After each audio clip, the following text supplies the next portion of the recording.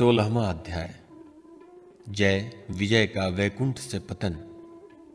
श्री ब्रह्मा जी ने कहा, देवगण, जब योगनिष्ठ सनकादि मुनियों ने इस प्रकार स्तुति की, तब वैकुंठ निवासी श्री हरि ने उनकी प्रशंसा करते हुए यह कहा। श्री भगवान ने कहा, मुनिगण, ये जय विजय मेरे पार्षद हैं। इन्होंने मेरी कुछ भी परवाह न करके आपका बहुत बड़ा अपराध किया है। आप लोग भी मेरे अनुगत भक्त हैं, अतः इस प्रकार मेरी ही अवज्ञा करने के कारण आपने इन्हें जो दंड दिया है वह मुझे भी अभिमत है। ब्राह्मण मेरे परम आराध्य हैं। मेरे अनुचरों के द्वारा आप लोग का जो तिरस्कार हुआ है उन्हें मैं अपना ही किया हुआ मानता हूं, इसलिए मैं आप लोगों से प्रसन्नता की भिक्षा मांगता हूं। सेवकों के अपराध करने पर संसार उनके स्वामी का ही नाम लेता है। यह अपयश उनकी कीर्ति को इस प्रकार दूषित कर देता है जैसे त्वचा को चर्म रोग। मेरी निर्मल सुयश सुधा में गोता लगाने से चांडाल्य प्रयत्न सारा जगत तुरंत पवित्र हो जाता है, इसलिए मैं विकुंठ कहलाता हूं। किंतु यह पवित्र कीर्ति मुझे आप लोगों से ही प्राप्त हुई है, इसलिए जो कोई आपके विरुद्ध आचरण करेगा वह मेरी भुजा ही क्यों न हो, मैं उसे तुरंत काट डालूंगा। आप लोगों की सेवा करने से ही मेरी चरम रज को ऐसी पवित्रता प्राप्त हुई है, वह हमारे पापों को तत्काल नष्ट कर देती है। और मुझे ऐसा सुंदर स्वभाव मिला है कि मेरे उदासीन रहने पर भी लक्ष्मी जी मुझे एक क्षण के लिए भी नहीं छोड़ती। यद्यपि इन्हीं के लेश मात्र कृपा कटाक्ष के लिए अन्य ब्रह्मादि देवता नाना प्रकार के नियमों एवं व्रतों का पालन करते हैं, जो अपने संपूर्ण कर्म फल मुझे अर्पण कर सदा संतुष्ट रहते हैं। वे निष्काम ब्राह्मण ग्रास ग्रास पर तृप्त होते हुए घिसे तरह तरह के पकवानों का जब भोजन करते हैं, तब उनके मुख से मैं जैसा तृप्त होता हूँ, वैसा यज्ञ में अग्नि रूप मुख से यजमान की दी हुई आहुतियों को ग्रहण करके नहीं होता। योग माया का अखंड और असीम ऐश्वर्य मेरे अधीन है, तथा मेरी चरणोदक रूपिणी गंगा जी चंद्रमा को मस्तक पर धारण करने वाले भगवान शंकर के सहित समस्त लोकों को पवित्र करती हैं। ऐसा परम पवित्र एवं परमेश्वर होकर भी मैं जिनकी पवित्र चरण रज को अपने मुकुट पर धारण करता हूं, उन ब्राह्मणों के कर्म को कौन नहीं सहन करेगा।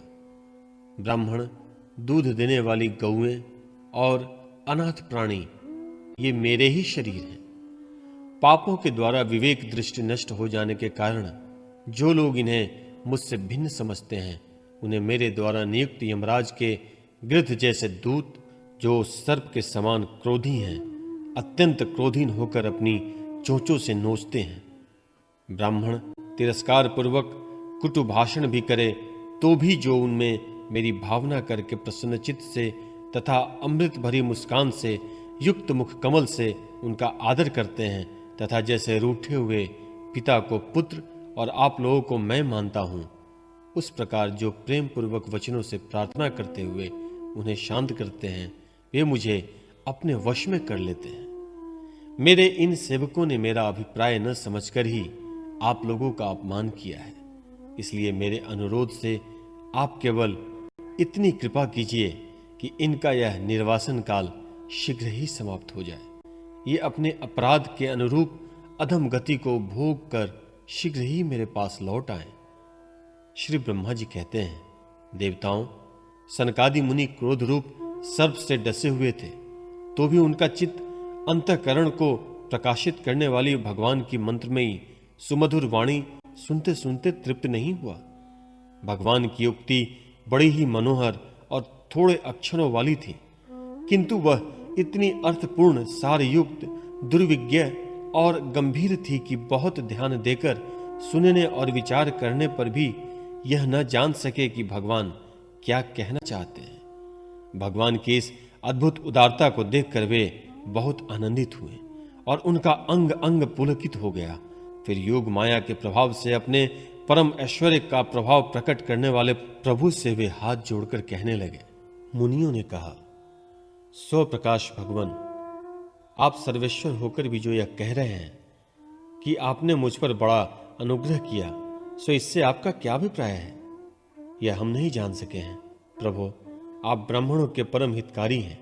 इससे लोक शिक्षा के लिए आप भले ही ऐसा माने कि ब्राह्मण मेरे आराध्य देव हैं, वस्तुतः तो ब्राह्मण तथा देवताओं के भी देवता ब्रह्मादि के भी आप ही आत्मा और आराध्य देव हैं।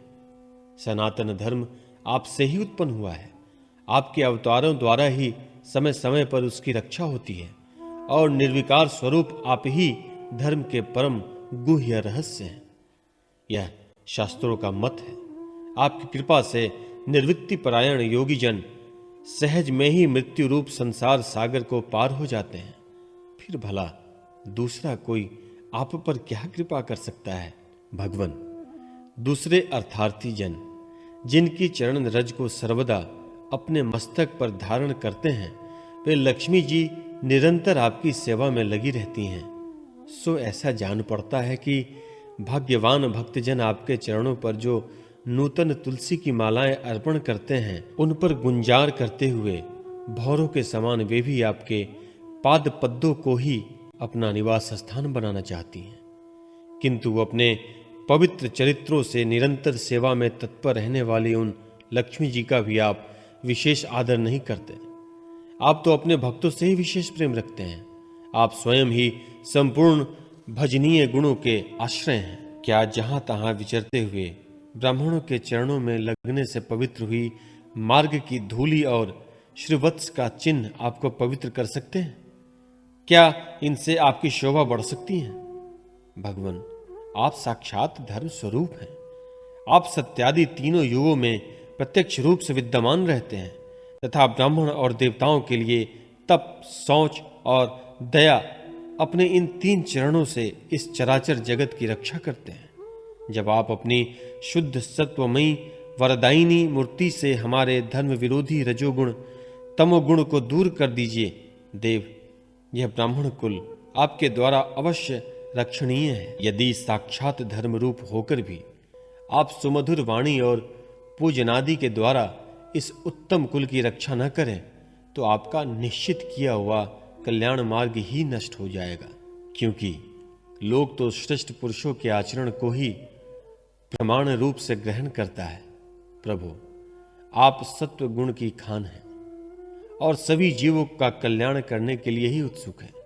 इसी में आप अपनी शक्ति रूप राजा आदि के द्वारा धर्म के शत्रुओं का संहार करते हैं।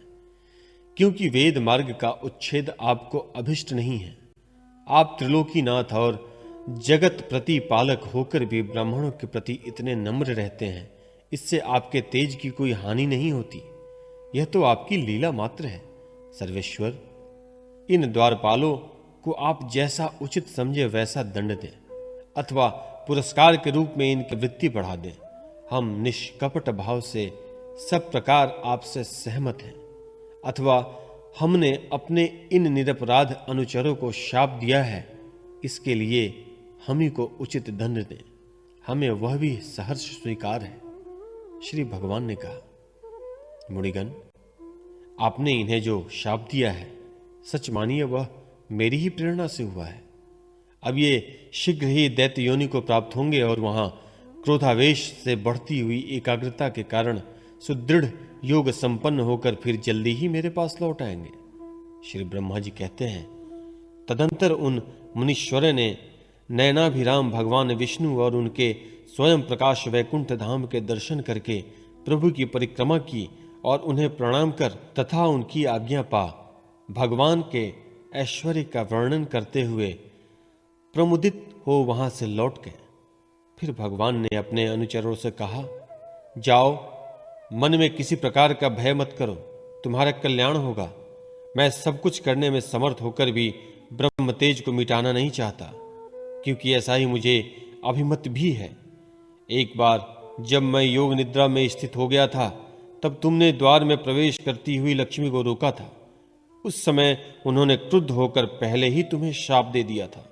अब दैत्य योनि में मेरे प्रति क्रोधाकार वृत्ति रहने से तुम्हें जो एकाग्रता होगी, उससे तुम इस विप्र तिरस्कार जनित पाप से मुक्त हो जाओगे और फिर थोड़े ही समय में मेरे पास लौट आओगे। द्वारपालों को इस प्रकार आज्ञा दे। भगवान ने विमानों की श्रेणियों से सुसज्जित अपने सर्वाधिक श्री संपन्न धाम में प्रवेश किया। वे देव श्रेष्ठ जय विजय तो ब्रह्म शाप के कारण उस उल्लंघनीय भगवत धाम में ही श्रीहीन हो गए थे तथा उनका सारा गर्व गलित हो गया था। पुत्रों, फिर जब वे वैकुंठ लोक से गिरने लगे तब वहां श्रेष्ठ विमानों पर बैठे हुए वैकुंठ वासियों में महान हाहाकार मच गया। उस समय दिति के गर्भ में स्थित जो कश्यप जी का उग्र तेज है, उसमें भगवान के उस पार्षद प्रहरों ने ही प्रवेश किया है। उन दोनों असुरों के तेज से तुम सबका तेज फीका पड़ गया है। इस समय भगवान ऐसा ही करना चाहते हैं। जो आदि पुरुष संसार की उत्पत्ति, स्थिति और लय के कारण हैं, जिनकी योग माया को बड़े बड़े योगी जन भी बड़ी कठिनता से पार कर पाते हैं, वे सत्वादि तीनों गुणों के नियंता श्री हरि ही हमारा कल्याण करेंगे। अब इस विषय में हमारे विशेष विचार करने से क्या लाभ हो सकता है?